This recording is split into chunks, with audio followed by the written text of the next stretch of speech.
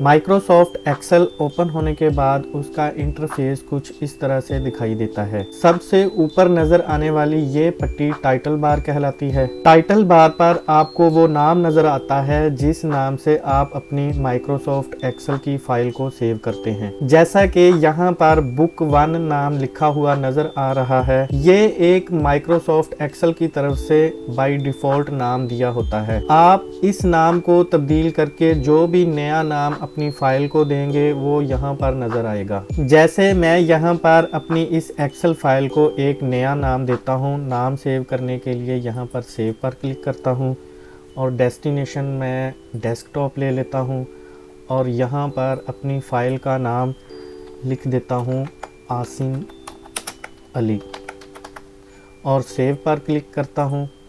तो आप देख सकते हैं यहाँ पर टाइटल बार में बुक 1 नाम चेंज होके मेरा नाम आसिम अली शो हो रहा है। टाइटल बार के साथ ये लेफ्ट साइड वाला एरिया जहाँ पर अंडू और रीडू के 2 बटन्स लगे हुए हैं, ये area quick access tool bar कहलाता है। इन अंडू और रीडू के बटन्स के साथ आपको यहाँ पर एक छोटा सा एरो की आप देख सकते हैं जिसे customize quick access tool bar कहते हैं। इस एरो बटन पर क्लिक करके आप इस ड्रॉप डाउन लिस्ट में से अपनी मर्जी के बटन्स को इस क्विक एक्सेस टूल बार पर इंसर्ट करवा सकते हैं। जैसे मैं अभी इस सेव बटन पर क्लिक करता हूं तो यहाँ पर आप देख सकते हैं सेव का बटन हमारा यहाँ पर इंसर्ट हो चुका है। अब चलते हैं टाइटल बार के राइट हैंड साइड की तरफ। यहाँ पर आप देख सकते हैं एक छोटा सा अपवर्ड एरो की आपको दिखाई दे रहा है। ये एरो रिबन्स डिस्प्ले का ऑप्शन बटन होता है। इस एरो बटन पर क्लिक करके आप अपने रिबन्स को हाइड कर सकते हैं। फिर आप इसी बटन पर क्लिक करके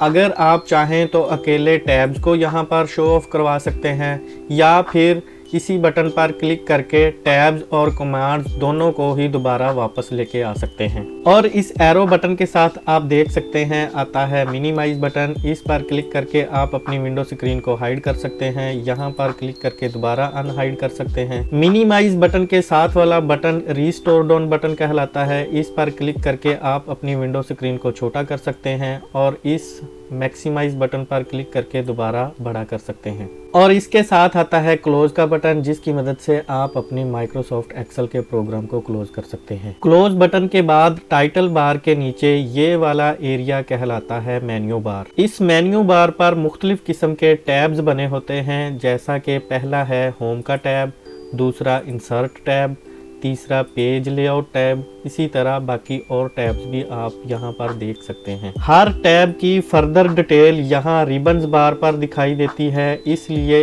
इस एरिया को रिबन बार कहा जाता है। जैसा कि होम टैब का पहला रिबन है क्लिपबोर्ड, दूसरा फॉन्ट, अलाइनमेंट, नंबर, स्टाइल वगैरह। और इंसर्ट टैब पर क्लिक करने से आपको इंसर्ट टैब से रिलेटेड यहाँ पर रिबन्स मिलेंगे। इसी तरह अगर आप पेज लेआउट के टैब पर क्लिक करते हैं तो आपको यहाँ पर पेज लेआउट से रिलेटेड टैब नजर आएंगे। इन टैब्स के रिबन्स बार के नीचे आपको यहाँ पर एक बॉक्स दिखाई दे रहा है। ये बॉक्स सेल एड्रेस बार कहलाता है। आप एक्सेल शीट में किसी भी सेल पर क्लिक करते हैं तो उस सेल का एड्रेस इस बॉक्स में नजर आता है। सेल एड्रेस के इस बार के साथ ये वाला बॉक्स इंसर्ट फंक्शन बार कहलाता है। यहाँ पर क्लिक करके आप फंक्शंस की लिस्ट को ओपन कर सकते हैं और यहाँ से अपनी मर्जी के फंक्शंस इंसर्ट कर सकते हैं।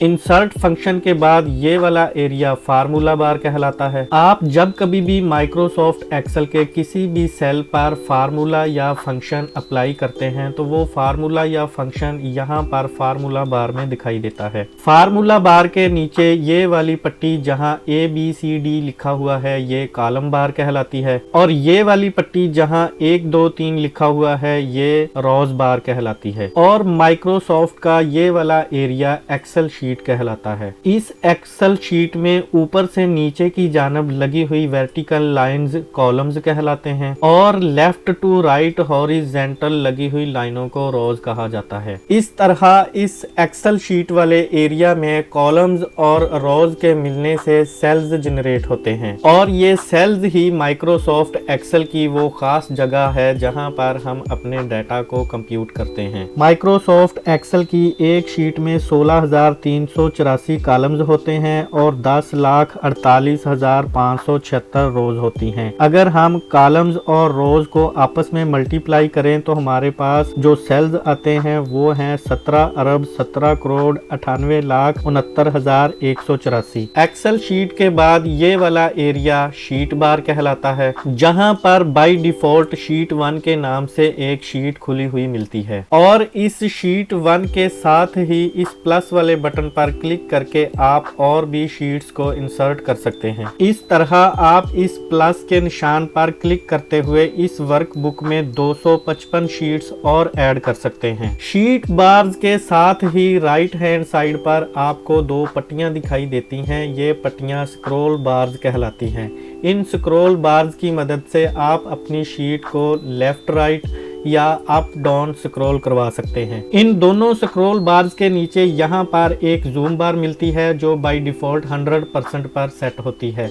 आप इस जूम बार पट्टी को यहाँ से पकड़कर अपनी एक्सेल शीट को जूम इन करवा सकते हैं या जूम आउट करवा सकते हैं या यहाँ पर क्लिक करके अपनी मर्जी से भी जूमिंग सेट कर सकते हैं। मैं अभी अपनी एक्सेल शीट की जूमिंग 100% रखना चाहता हूँ तो मैं यहाँ 100% पर क्लिक करके ओके कर देता हूँ। जूम बार पट्टी के साथ ये वाला एरिया एक्सेल शीट लेआउट का एरिया कहलाता है। बाय डिफॉल्ट जब हम माइक्रोसॉफ्ट एक्सेल को ओपन करते हैं तो हमारी शीट नॉर्मल नजर आती है। जब आप यहाँ पर क्लिक करते हैं तो आपकी ये नॉर्मल शीट पेजेस में तब्दील हो जाती है। आप देख सकते हैं हमारी जो नॉर्मल शीट थी अब वो पेजेस में डिवाइड हो चुकी है और जैसे ही हम यहाँ पर क्लिक करेंगे तो ये सारे पेजेस को खत्म कर देता है और वही एरिया दिखाएगा जहाँ पर हमने कोई डाटा इंसर्ट किया होगा। चूंकि अभी तक हमने कोई डाटा इंसर्ट नहीं किया लिहाजा यहाँ पर कोई भी पेज नहीं शो हो रहा। जब आप माइक्रोसॉफ्ट एक्सेल पर काम करने के बाद इस